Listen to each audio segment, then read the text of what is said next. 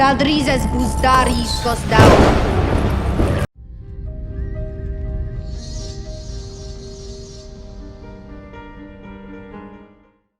Welcome to Sir Hunt's Reviews. The long night has officially begun, and I'm starting off by giving you what we could potentially see in Season 2. Not just characters, but also dragons.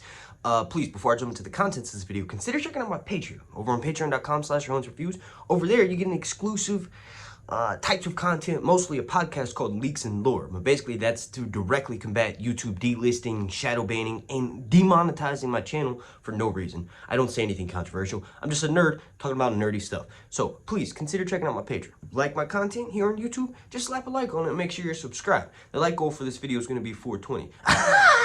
Long night. Now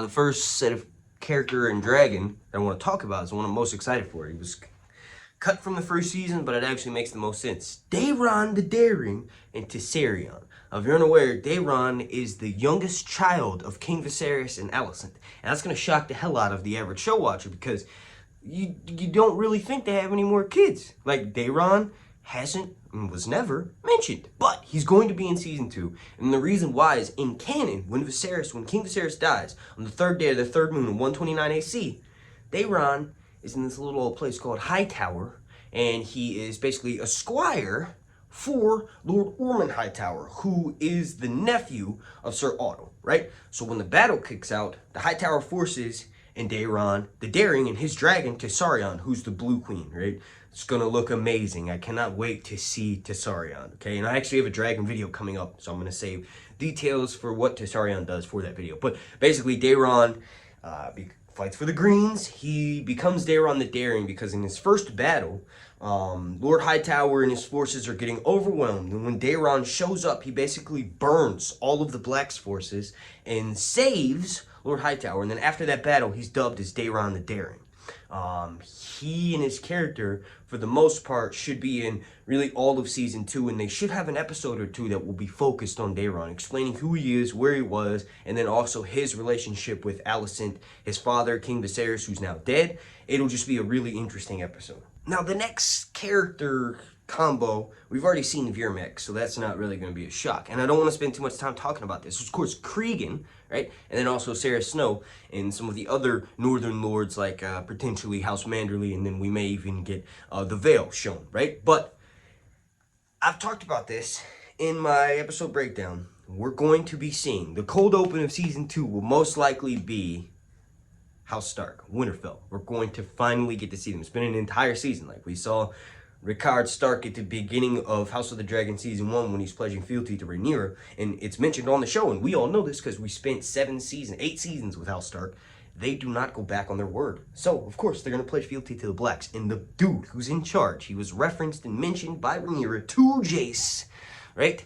In House of the Dragon Season 1, Episode 10, Cregan Stark. Cregan is going to be an amazing character. He's known as the Young Wolf, and yes, he does spend most of the show, for the good chunk of it, rallying his forces. When he does eventually make it down south, he starts delivering that Stark justice. It's really interesting. Game of Thrones starts with a Stark hand to the king, and then they die, right? Then House of the Dragon has, Targaryens and powers, but the Cregan Stark has to come down and sort of lay everything flat and even and make sure he stomps out war. It's really poetic how the Lannisters, Starks, Targaryens, Baratheons all sort of have this feudal war. Okay, in the next set, these are more dragons, right? We're going to have something called the Calling of the Dragon Seeds. In the books, in Fire and Blood, Rhaenyra very much decides to kind of sit back, right? So after Lucerys dies, it's mentioned specifically that Corlys and Rhaenys are the one that are sort of heading the Black Council. And then also Jacaerys. Jacaerys is the Prince of Dragonstone. He's next in line for the Iron Throne after Rhaenyra. And with Rhaenyra, distraught, and it'll be interesting to see what will make her allow Jace to take over. Maybe they don't do that and they just have Jace suggest this idea because he's being very much what Rhaenyra was to Viserys in Season 1, the cupbearer, right? He's got to take part in the council. But anyway, someone suggests in the books it's Jacaerys in Mushroom.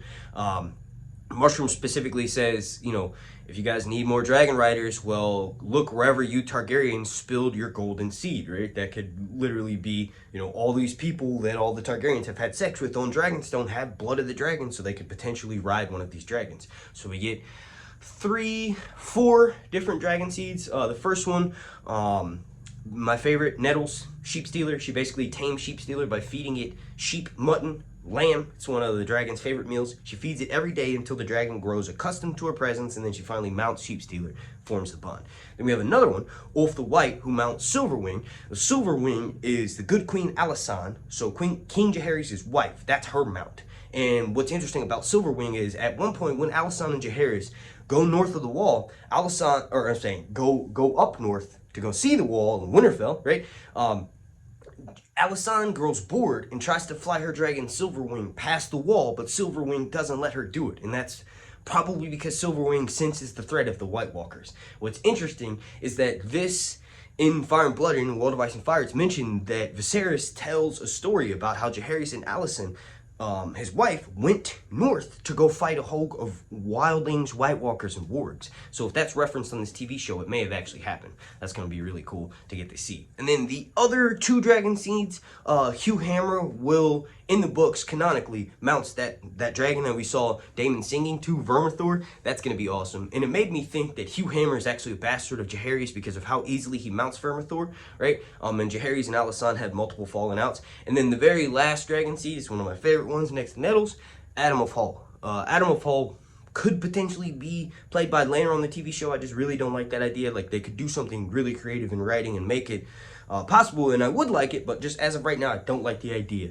of a 35-year-old character playing someone who's supposed to be a teen that sort of pops up after Rhaenys dies, because it's one of Corlys's bastards. So Corlys legitimizes that bastard only after Rhaenys dies because he feels comfortable doing so, because he doesn't want to, get the wrath of Rhaenys while she's still alive. So it shows you that even Corlys, as good of a character as he is in the books, he still is gray because he cheats on his wife. And like, that's one of the things that Steve Toussaint keeps mentioning is a staple for Corlys's character, is that he loves his wife. Well, obviously you ain't love her that much if you're out there making bastards. But Adam of Hall rides Sea Smoke and participates in the war, and that's the last of the dragon seeds. Now what they may potentially do is, since on the TV show, like in canon, Rhaena doesn't have a dragon, maybe she could claim Silverwing and Ulf the White gets nixed out because his plot is ultimately very similar to Hugh Hammer.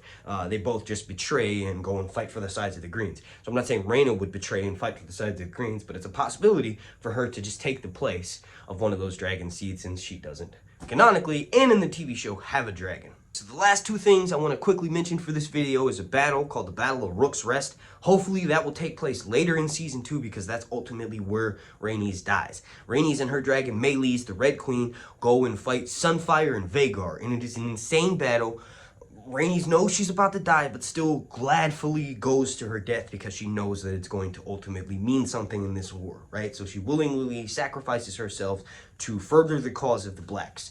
And basically, she cripples Sunfire. Sunfire's taken out for a year. Aegon is taken out for a year as well. He's like bedridden and sleeps most of the day and becomes addicted to milk of the poppy, right? But she dies. Her corpse is found next to her dragon Meleys and is unrecognizable for how badly burned it is. Aemon and Vhagar are fine though. Vhagar's the reason why Meleys and Sunfire are hurt, because Vhagar crashes its body into the 2 dragons in midair, so that's a 3-dragon fight, and then the 2 dragons go tumbling down. Sunfire ultimately survives, but like I said, is still forced to live on the field eating corpses for like a year, right? And then the very last thing that will happen in this season, in episode 10, most likely, and I made this prediction when I saw how season 1 episode 10 ended, the taking of King's Landing. Rhaenyra will have her dragons wheeling across the skies with Daemon and Nettles. Is going to be awesome. Adam of Hall, she takes King's Landing, she mounts the Iron Throne, and that's how season 2 will end. I want to thank you all so I can't wait to see it. I want to thank you all so much for watching. If you could please slap a like on this video, consider joining my Patreon, and then also make sure you're subscribing and turn those notifications on. My Patreon's linked down below, and like I said, you get exclusive content. I'm being demonetized and shadow banned here on YouTube instead of just complaining about it in my videos, which I kind of am. But I launched that platform, and it's got a lot of content up there, and you can join for only a little couple of bucks. Thank you for watching. AnaaaRodarte, the